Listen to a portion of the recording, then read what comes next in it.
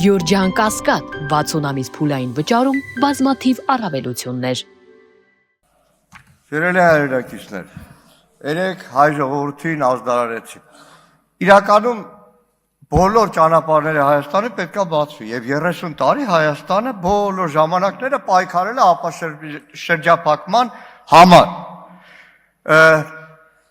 Հիմա որ ասին, այդ տեսեք Ադրբեջանով գալիս է ցորենը, ժամանակին դժվար է, շատերը չեն հիշի, փոքրն եղել, ժամանակին Թուրքիայով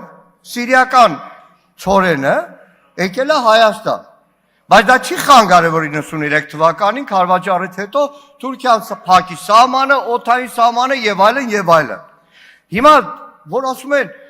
նայեք, Հայաստանի էկոնոմիկայի նախարարը ով է։ Իլհամ Ալիևը, թե Գևորգ Պապոյան։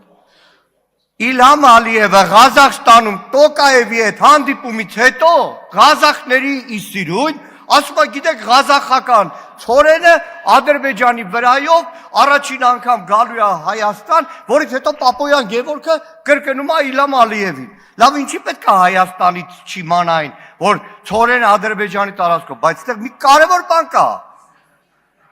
Առաջի պահին տպավորություն էր, որ բանա երկաթ գծով գալու է, օրինակ մտնի Իջևան, չէ, գալու է, հասնելու է այլի Վրաստան, Վրաստանով մտնելու է։ Այդ դիվերսիֆիկացիա, որ ասում եք, դիվերսիֆիկացիայով ցորեն կարանք բերենք Ուկրաինայից, Ռուսաստանից, այնտեղից, բայց էլի գալու էր մտներ Վրաստան, Վրաստանով մտներ Հայաստան։ Այդ փոխադարձության արդյունքը Ժորժ ջան, արդեն տեյվական ժամանակ Հայաստանի օդային տարածքը Ադրբեջանն օգտագործում է։ Հետո 93 թվականին Թուրքիան է փակել։ Իսկ ինչ վերաբերում է այդ, որ ծամոնի նման կրկնում եք, կողմը լալով դեմ կլակ։ Ես պատրաստ եմ։ Ինչի վրա պայմանում ենք, մեկը եթե հոդաբաշխ